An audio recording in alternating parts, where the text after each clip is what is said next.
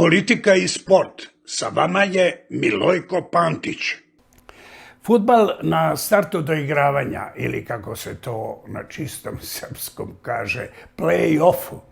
Partizan na Marakani nije uspeo da pobedi Crvenu zvezdu i tako su crveno-beli najverovatnije osvojili 5. uzastopnu titulu lažnog šampiona Srbije.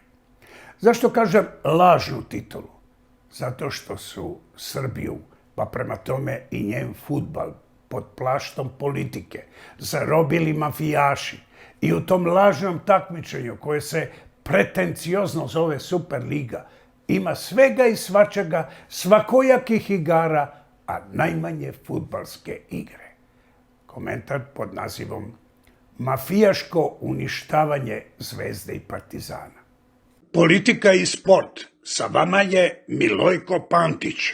U prošlom veku, dok su Zvezda i Partizan ličili na fudbalske institucije, danima je pred takozvani večiti derbi bila prava jagma za ulaznice. Danas, međutim, nekadašnji veliki zaljubljenici u crveno ili crno-belu boju ne samo da ne pitaju za ulaznice, nego vrlo često i ne znaju da se derbi igra. Nekada se danima pričalo i iščekivalo da se vidi ko će biti bolji, ko će koga nadigrati. Rajko Mitić ili Stjepan Bobek, Dragoslav Šekularac ili Miloš Milutinović, Dragan Džajić ili Milan Galić, Vladimir Petrović Pižon ili Momčilo Moca Vukotić, Dragan Stojković ili Dragan Mance. Od raspada bivše velike države, međutim, nekadašnje veliko fudbalsko rivalstvo pretvorilo se u pravo neprijateljstvo. Fudbal nije mogao da izbegne sudbinu društva, a srpsko društvo je režim Slobodana Miloševića poveo u rat, najpre sa komšijama iz okruženja, a onda i sa celim svetom.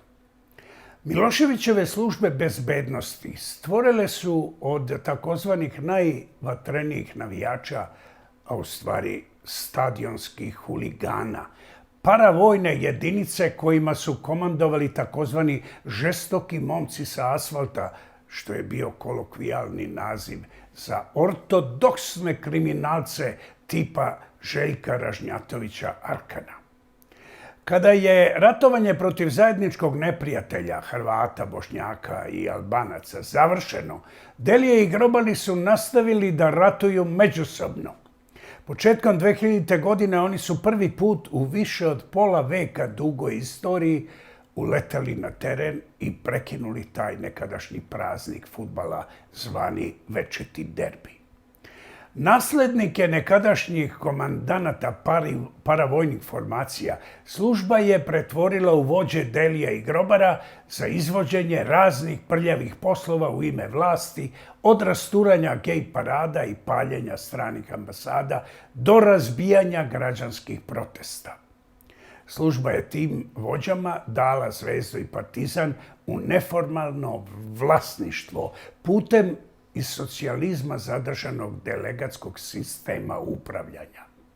Tako smo doživjeli da u centralnim ložama dva naša najveća stadiona sede kriminalci i narkodileri, Velja, Nevolja, Sale, Mutavi, Aca, Rošavi i slični.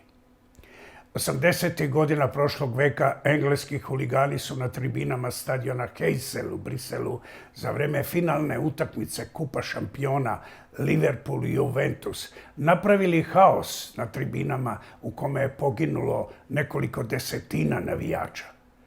Tadašnja premijerka Engleske Margaret Thatcher pozvala je rukovodioca engleskog fudbala i doslovce im zapretila: uklonite tu stoku sa tribina ili ću zabraniti profesionalni fudbal. Danas na tribinama engleskih stadiona vlada red kao u pozorištu. Bio sam prisutan kada je posle prvog i do sada jedinog prekida utakmice Zvezda Partizan od strane navijača rukovodstvu dva kluba premijer Đinđić rekao nešto slično kao Margaret Thatcher. Za razliku od Engleza, međutim, u Srbiji su kriminalci ubili premijera i zavladali ne samo fudbalom, već i celom državom. Oni su danas pretorijanska garda ili paravojska neustavnog vladaoca Srbije. Kao deklarisani navijač Zvezde, koji se i danas hvali da je bio među delijama komandanta Arkana na Maksimirskom stadionu u Zagrebu, kada su tučom sa navijačima Dinama prekinuli utakmicu, srpskom vladaocu s vremena na vreme partizanovi grobari skandiraju pogrdni nadimak.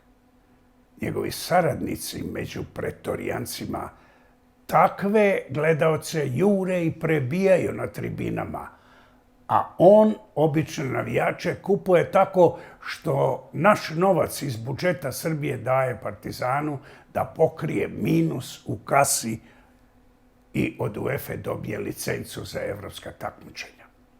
Naravno da istovremeno daje i Zvezdi milione naših evra. Prošle nedelje uplatio je 2 miliona evra i Fudbalskom savezu Srbije. Samo on, kao neustavni vladalac, i njegova bratija u savezu znaju kome je i zašto namenjen taj novac. Zbog svega rečenog, malo koga više u Srbiji interesuje ko će biti prvak u lažnoj Superligi, Zvezda ili Partizan. Oni su danas veći rivali van terena nego na igralištu.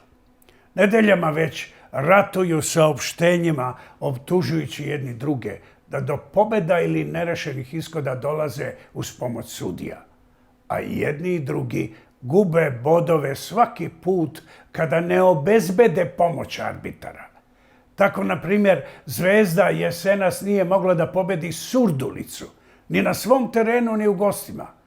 Isto se ovog proleća dogodilo Partizanu sa Napretkom na bivšem vojnom stadionu. Žale se da ih je sudija oštetio jer nije svirao penal. Pa valjda takvog outsidera, ako se boriš za titulu, treba da pobediš sa 2-3 gola razlike, a ne iz penala. Svaka država na svetu ima svoju mafiju. Srbija je međutim jedina zemlja u kojoj mafija ima svoju državu, pa u skladu sa tim i fudbal je mafijaški.